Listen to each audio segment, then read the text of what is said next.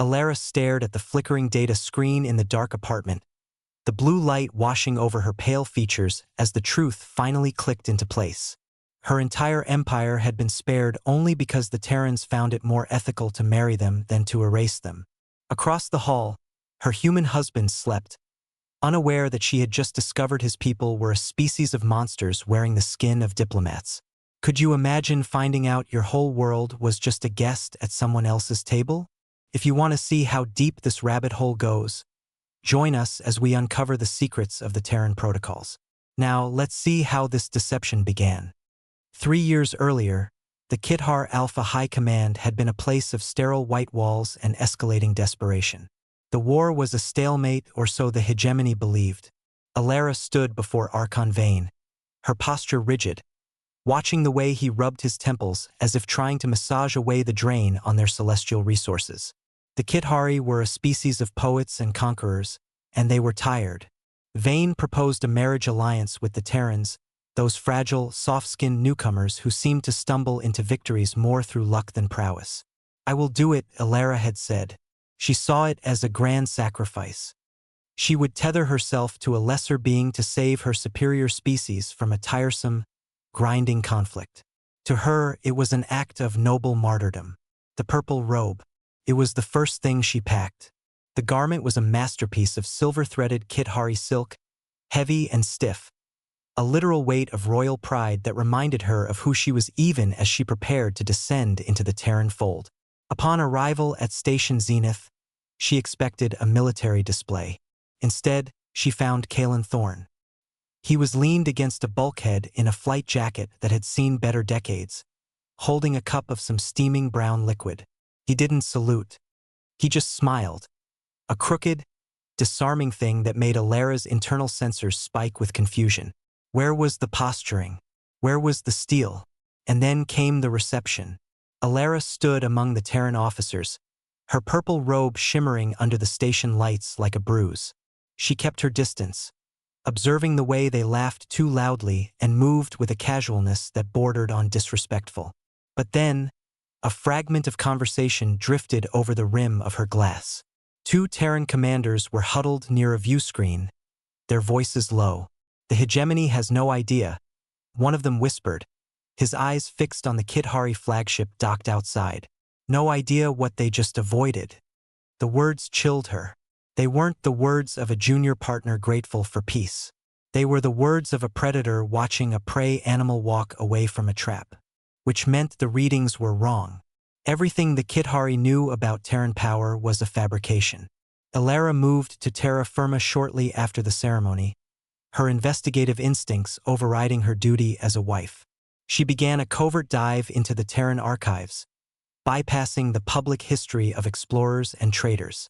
She looked for the noise between the signals. Peace. It's a word the Terrans used often, but in their restricted files it carried a different weight. She spent weeks in the archives, her eyes stinging from the glow of ancient text. She realized that for 10,000 years, humans hadn't been practicing diplomacy. They had been practicing how to end things. Alara's investigation led her into the deep tissue layers of the Terran datanet, far beneath the diplomatic veneers and trade agreements. She found the escalation protocols. These weren't just contingency plans. They were a tiered menu of annihilation. She realized, with a cold sickness in her gut, that the Kithari War, the conflict that had drained her empire's spirit, had been categorized by the Terrans as Level 3, low-intensity engagement. It was an exercise in patience. To the humans, the Kithari weren't enemies to be defeated. They were a misguided neighbor to be managed until they tired themselves out. The marriage alliance hadn't been a desperate bid for peace. It was an act of mercy. Then the galaxy reminded everyone why mercy is a luxury.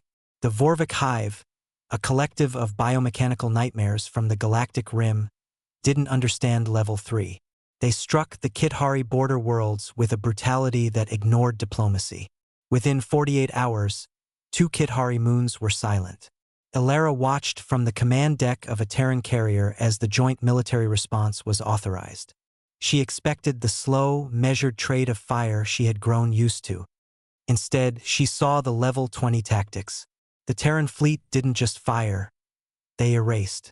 They moved with a terrifying, synchronized efficiency that made the Kit-Hari maneuvers look like a child's dance. They didn't aim for the hive ships. They aimed for the physics that kept the hive ships together. In mere weeks, a threat that should have taken decades to contain was dismantled, its very history scrubbed from the stars. The human soldiers she had once thought of as casual and undisciplined now moved with a silence that screamed of ancestral practice. 10,000 years of practice has made them very, very good at ending things. And now, in the tribunal hall, under the silence of 300 species, Elara stood before the council. She was back where it started, back in the halls of Kithar Alpha. She wasn't there to report a victory. She was there to deliver a warning. Fear their kindness, she told the Archon, her voice steady despite the weight of the room. For it is the only thing standing between you and extinction. She wasn't wearing her silver-threaded purple robe today. She had left it behind on terra firma. Months later, the suns of the home world set over a quiet nursery. Elara watched as her daughter, a child of two worlds, crawled across the floor. The girl's hand gripped a soft, square piece of fabric to steady herself. A purple rug made from the repurposed silk of a royal Kit-Hari robe. It was no longer a symbol of sacrifice or stiff, unyielding pride. It was just a soft place for a new beginning to rest. Peace was not the absence of war, Elara realized. It was the choice to keep the monster on a leash. As Elara watches the future unfold in her daughter's eyes, we're left to wonder. How much of our own strength do we keep hidden for the sake of those we love? We'll be here tomorrow with another look into the shadows of the galaxy.